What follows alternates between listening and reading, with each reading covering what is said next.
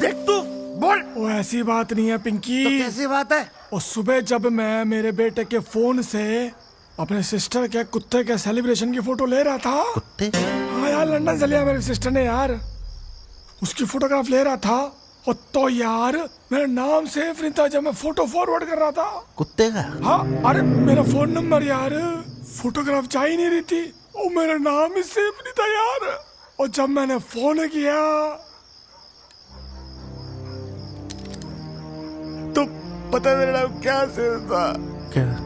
यार अबे तुम्हें पता क्या नाम सेव नहीं, था? मुझे नहीं बताएगा तब ना।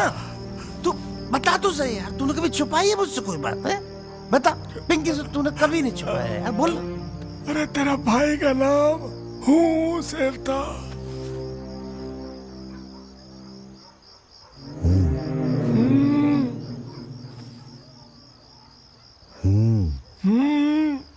क्या ये हूँ कोई नई गाली है? ओ ना यार, ओ व्हाट्सएप पे जब आपको ना कोई नल्ला समझता है, हाँ, कोई इम्पोर्टेंस नहीं देता, हाँ, तो लिखने देता अच्छा मैम।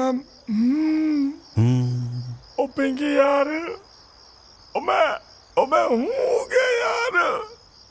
ना ओ पिंकी मैं हूँ। ओ नहीं, तू हूँ नहीं है यार। ओ यार, तू यार है अपना यार मेरे बेटे ने मेरा नाम हूँ सेव करके बता दिया। क्यों मैनू पसंद नहीं करता? तो नहीं यार। और कहाँ गलती हो गई पिंकी मेरे परवरिश में यारा? ना कहाँ गलती हो गई जिसने मेरा नाम हूँ कर दिया? ना यार, रो मत यार। ओ मैं हूँ ना, हूँ नहीं है तू यार। ओ मैनू एक गल दस, तेरा बेटा अगर तेरा नाम हूँ सेव करता तो तू क्या करता मेरे यारा? दूंगा उसके कान के नीचे। जन्नाटा होगा ना, जन्नाटा कान पे, तो हूँ की जगह पापा लिखेगा, देखियो। लेकिन मैं ऐसा नहीं करना चाहता पिंकी यार। फिर कैसा करना चाहता है तू? मैं चाहता हूँ मेरा बेटा खुद दिल से हटा के पापा करे। हटा के पापा? हाँ पापा।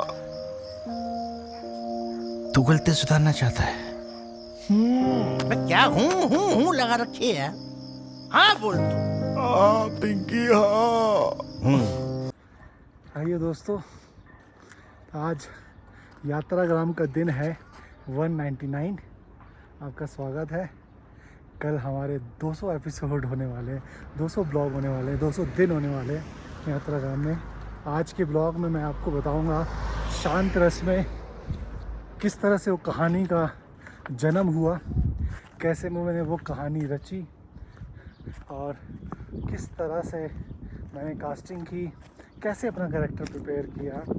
और 365 डेज़ 99 कैरेक्टर हंट सीरीज़ के दौरान इस ऑलमोस्ट 199 डेज़ में मुझे शांत रस पैटर्नल लव की ऐसी कौन सी वो कहानी मिली, ऐसा कौन सा वो कैरेक्टर मिला जिसे मैं पिरोऊंगा 2027 में।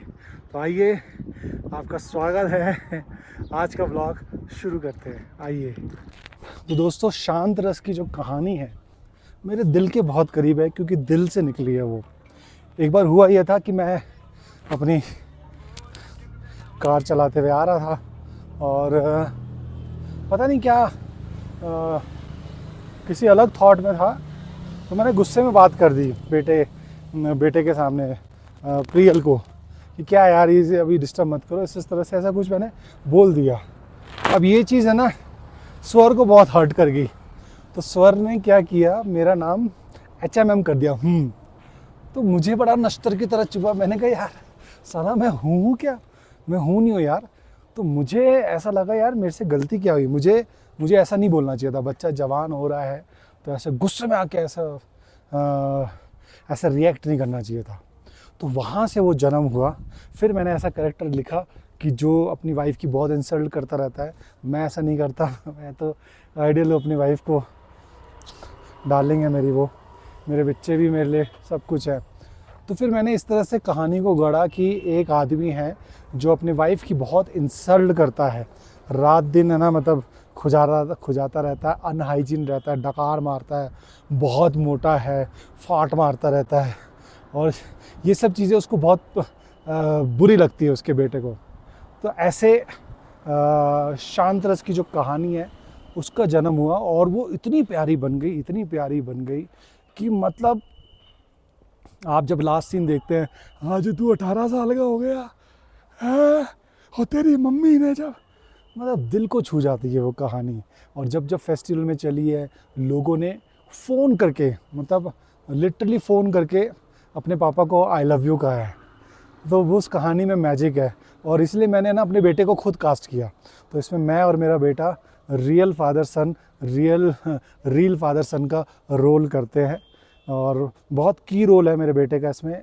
पूरी एक कहानियाँ, 9 कहानियाँ क्यों घट रही है उसके कैरेक्टर से पता चलता है कि नवरस कथा कोलाज क्यों घट रही है, क्यों ये 9 कहानियाँ घट रही है।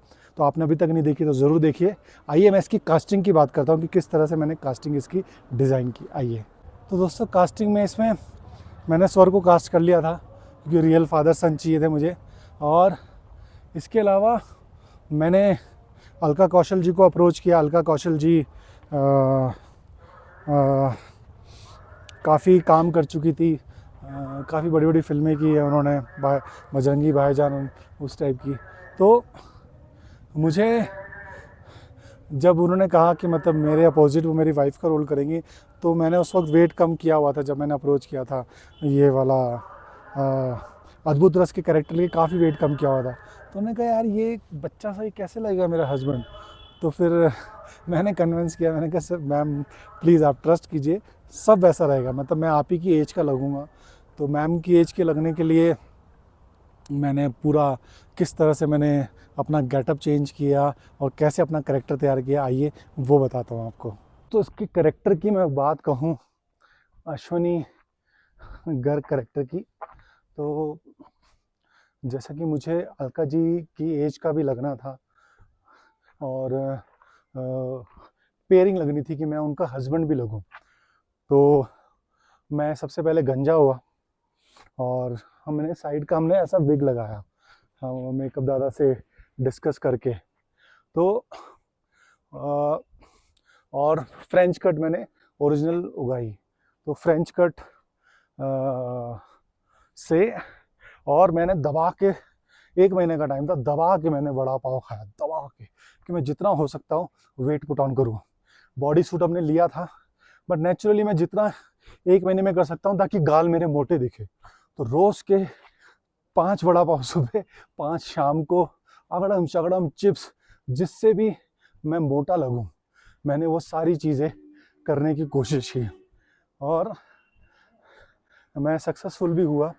मैं काफ़ी हद तक अलका जी के अपोजिट वैसा लगा भी और खुजली करने की आदत है। अब मैं मोटा तो हूँ नहीं, तो मैं मोटे लोग किस तरह से चलते हैं वेट को लेके, तो मैंने वैसी चाल भी ऑब्जर्व की, उस तरह से बोलने का भी।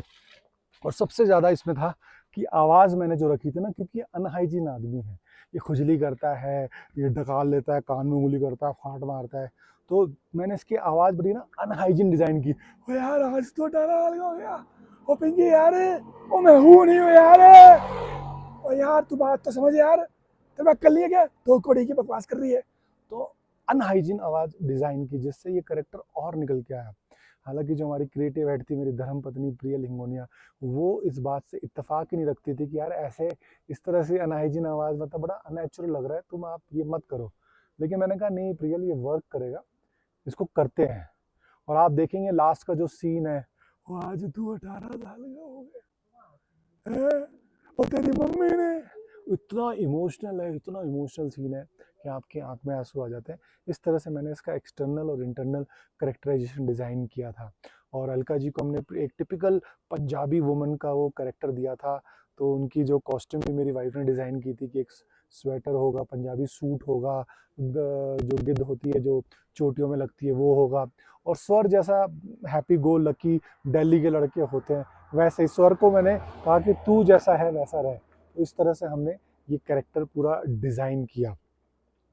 और आइए मैं बताता हूँ इसका लोकेशन कितना इंपॉर्टेंट था, कि लोकेशन को मैंने किस तरह से पिरोया। आइए दोस्तों, इसकी जो लोकेशन थी ना, वो मैंने मेरी बहन के घर, मेरी जो बड़ी बहन है उनके घर में लोकेशन की, क्योंकि मेरे ये था कि हर लोकेशन वर्जन हो, मतलब वो नया हो, है ना, क्योंकि हर रस में एक फ्रेशनेस हो, तो ऐसी लोकेशन हो जो आज तक किसी ने यूज़ ना की हो।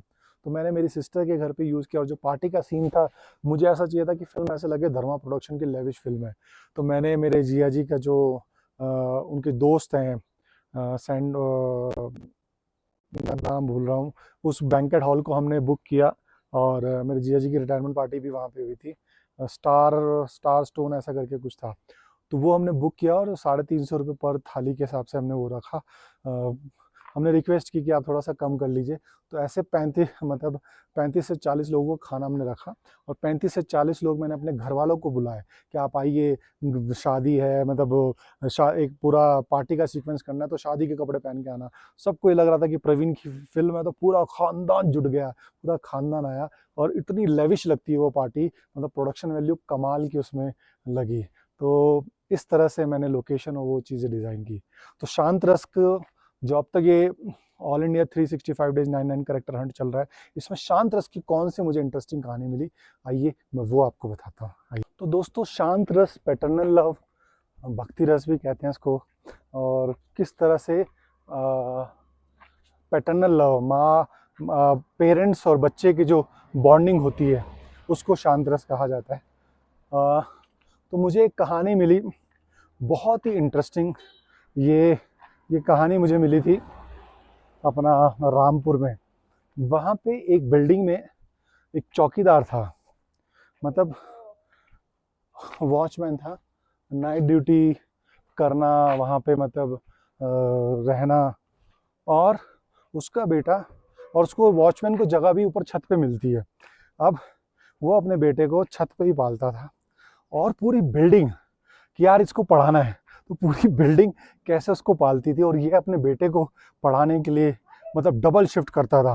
फिर दिन में थोड़ा ऑटो चला लिया 2 घंटे किसी का, ऐसे ऐसे करके एक बाप ने अपने बेटे के लिए बहुत मेहनत की। और ये मेहनत देखते हुए कि बाप पूरा लगा हुआ है कि वो अपने बेटे को बनाना चाहता है, पूरी बिल्डिंग उसके लग गई उसकी पढ़ाई करने, और वो पढ़ लिख के एक बड़ा चार्टर्ड अकाउंटेंट बन गया, सीए बन गया।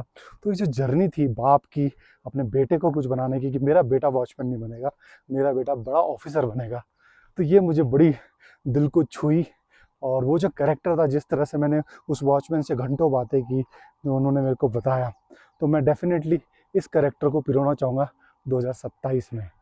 तो दोस्तों, ये पूरा सफ़र था शांत रस का, और हमारी कोशिशें, हमारी चीज़ें आपको अच्छी लग रही है तो आप प्लीज़ हमारे ब्लॉग को लाइक करें, उस पर कमेंट करें, सब्सक्राइब करें, फॉरवर्ड करें, और नवरस कथा को आज अभी तक नहीं देखी तो प्लीज़ देखिए।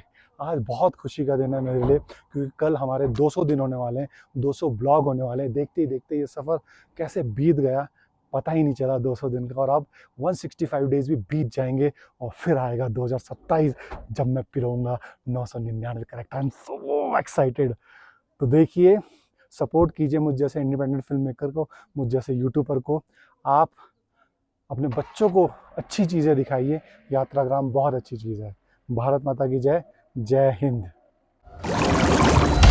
नवरसों का जाल है, मनुष्य सृष्टि ढाल है, कहीं सूक्ष्म तो कहीं विकराल है। नवरस जीवन में जब जब आता, तब तब जीवन जीवन कहलाता।